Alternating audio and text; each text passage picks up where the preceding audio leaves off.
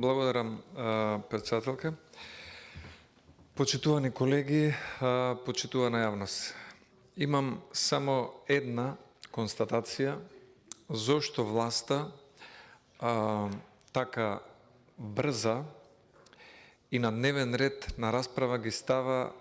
само нивните кандидати за членови на Уставниот суд. Ова е еден сигнал дека власта е свесна дека набрзо ќе оди во опозиција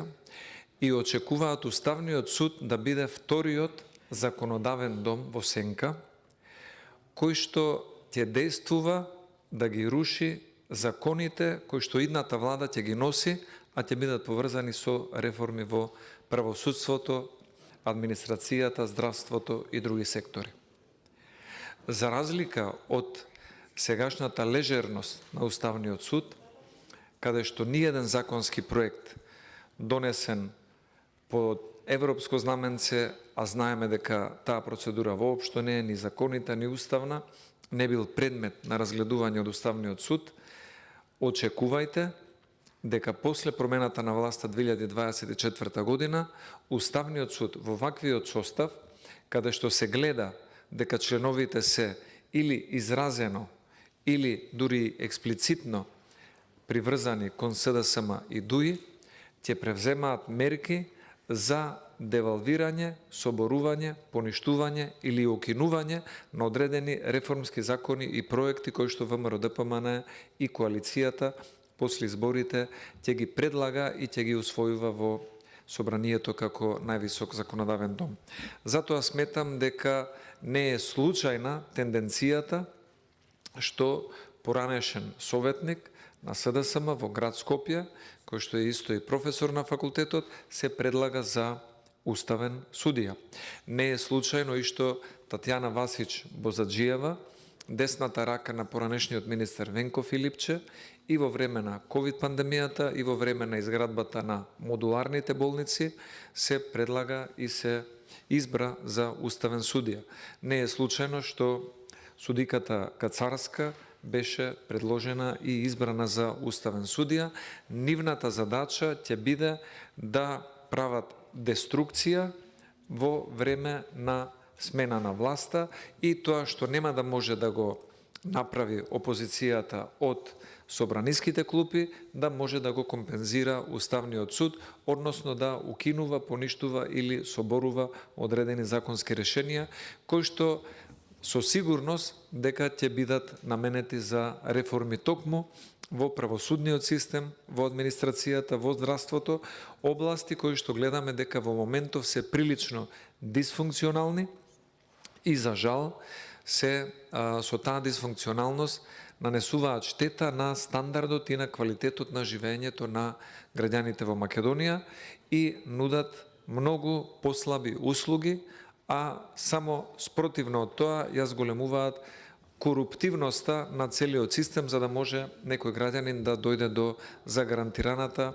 здравствена, правосудна, образовна или административна услуга која што се на која што има уставно и законско право. Затоа уште еднаш ќе напоменам дека не е воопшто за чудење што ниту претходниот пат, ниту сега истакнати реномирани професори како професор доктор Родна Живсковска и професор доктор Саво Климовски и докторот на правни науки и долгогодишен практичар во судот и обвинителството доктор Тодор Витларов не се ставаат ниту на расправа, ниту на гласање. Мнозинството може едноставно, ако не се согласува со нив, да гласа против, но дури и за тоа не се спремни, затоа што знаат дека овие кандидати се далеку подобри, поистакнати и во самата струка, и во правото, и во теоријата, и во примената на правните начела од оние кандидати кои што ги избра како Татјана Васич Бозаджиева и другиот кандидат на кој што веќе му го заборавив името затоа што не беше ниту истакнат правник, ниту некој реномиран професор, теоретичар или практичар. Затоа сметам дека во оваа комисија, за жал,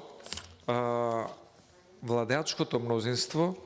оди само на извршување на задачите кои што ги добива од извршната власт. Задачата од извршната власт во моментов која што е дадена е подготвувајте ги институциите за преминување во опозиција. И кога актуелната владеачка гарнитура, ДУИ и СДСМ, ќе влезат во опозиција, да можат преку институции како Уставниот суд да одбранат одредени нивни, веќе би рекол запоседнати институции, интереси или материјални придобивки, кои што ќе бидат предмет на ревизија и повторно разгледување од страна на Собранието и на други надлежни установи. Таква улога ќе има Уставниот суд во следниот период, после изборите 2024 година. Инаку, можам да го споменам овде примерот бидејќи збориме за тоа, за терминот истакнат правник, само сакам да напоменам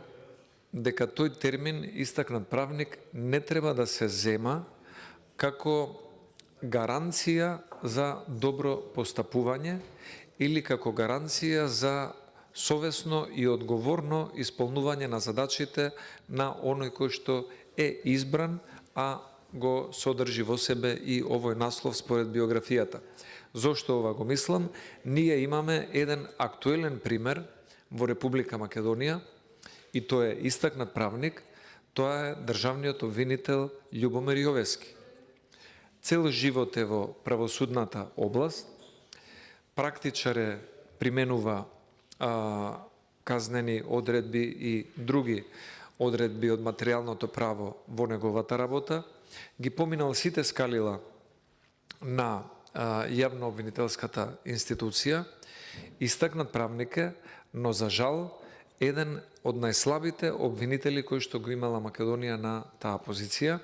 и дури можам да констатирам дека со неговото недејствување, непревземање на истраги, кога за тоа има доволно податоци од отворен и јавен карактер, како што се оние од Државниот завод за ревизија, тој е на некој начин соучесник во последиците кои што потоа се случуваат преку низа скандали и трагедии, како што е последната која што е најактуелна за македонската јавност, а тоа е скандалот со клиниката за онкологија. Обвинителството го имало преку јавна достапност на увид извештајот од Државниот завод за ревизија за сите незаконитости кои што се случиле на клиниката за онкологија уште во март месец оваа година, 2023, и до ден денес обвинителот Јовески нема покренато истрага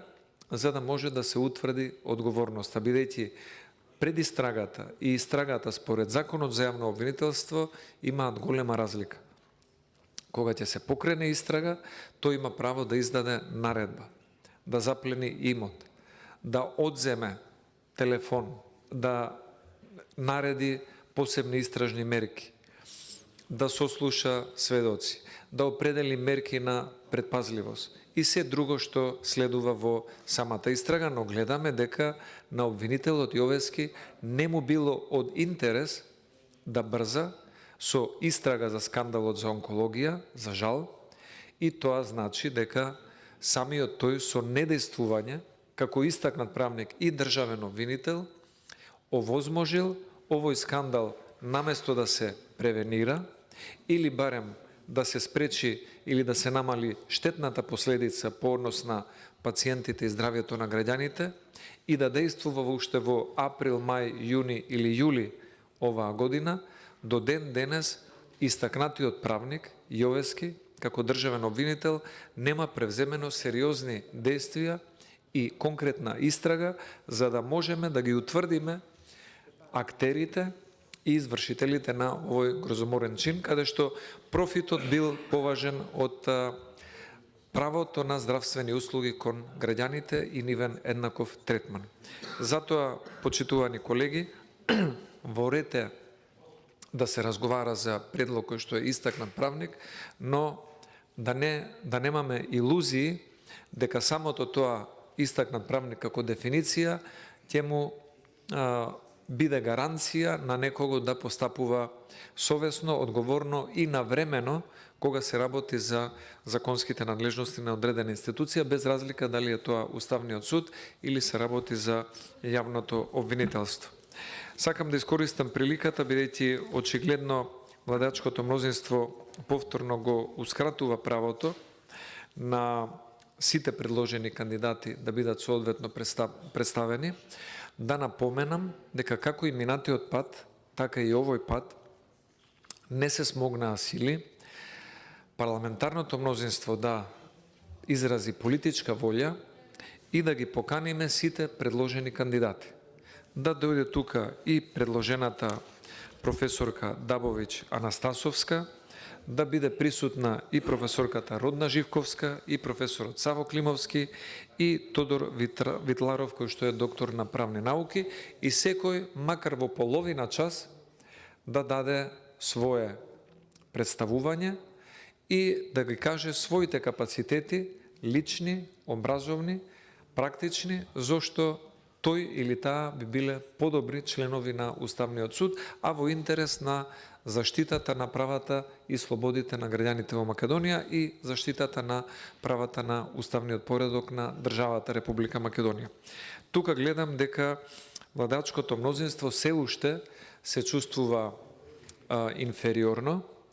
има некој комплекс можеби на од претходно предложените кандидати и по инерција оневозможува представување на сите кандидати кои што имаат право и да бидат представени од нас, но во деловникот нема никаква забрана и лично да се представат пред јавноста, затоа што секое работно тело, вклучително и Комисијата за избори и именувања, има право да покани присутни гости или стручни лица на работата на комисијата, кои што можат да имаат право на свое мислење и на свое обраќање, нормално немаат право на глас, но ќе беше доволно за медиумите, за јавноста и за пратениците, тука денес да имавме 4 истакнати правници, 3 професори и доктори по правни науки, едниот практичар обвинител, доктор на правни науки, каде што секој од нив по 30 минути ќе се представеше лично и ќе можеше јавноста да има подобар увид, собранието да добие повисока оценка за транспарентност и на крајот од криштата и самите пратеници да направат разлика помеѓу квалитетот на предложените кандидати и по своја волја и убедување да го дадат својот глас за еден или за друг кандидат. Но гледам дека владеачкото мнозинство нема таква политичка волја и повторно ќе оди на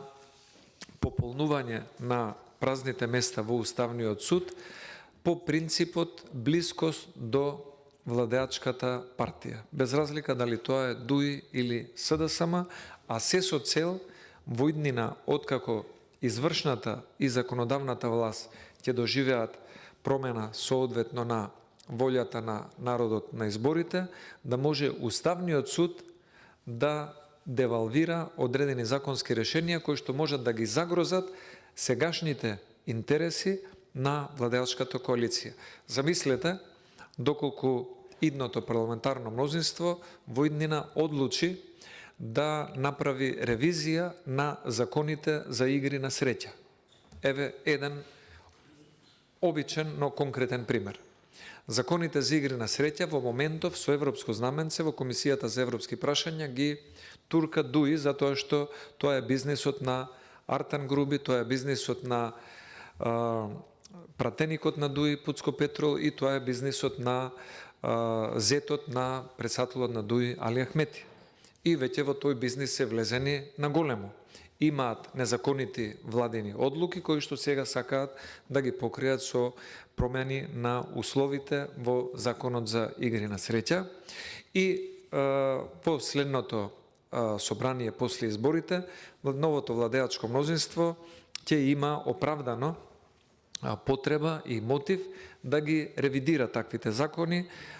донесени на еден неправилен начин со злоупотреба на европското знаменце и ќе направи ревизија на законите за игри на среќа и лотарија. Во таков случај нема да биде воопшто изненадување ако сегашната власт ги активира своите инсталации во Уставниот суд, ќе се најде начин кој да поднесе представка до Уставниот суд и по брза постапка за да ги заштити интересите на ДУИ и СДСМ кои што ги оствариле во овој мандат во законите за игри на среќа, лотарии, онлайн кладилници и слично, да го укинат или поништат законското решение кое што можеби во иднина нема да им одговара на Артан Груби и на Димитар Ковачевски, и за тоа ќе бидат искористени токму овие членови на Уставниот суд, кои што ќе се повикаат на десетици закони, резолуции, декларации, уставни членови, но во суштина ќе го штитат материјалниот интерес на политичките влијателни лица кои што во моментов нив ги номинираат и ги избираат за членови на Уставниот суд. Затоа мојата проценка, се надевам дека грешам, би бил среќен времето да ме демантира, но 2024-2025 година ќе бидат годините во кои што ќе ја видиме улогата на сегашниот состав на Уставниот суд. Моето очекување е дека Уставниот суд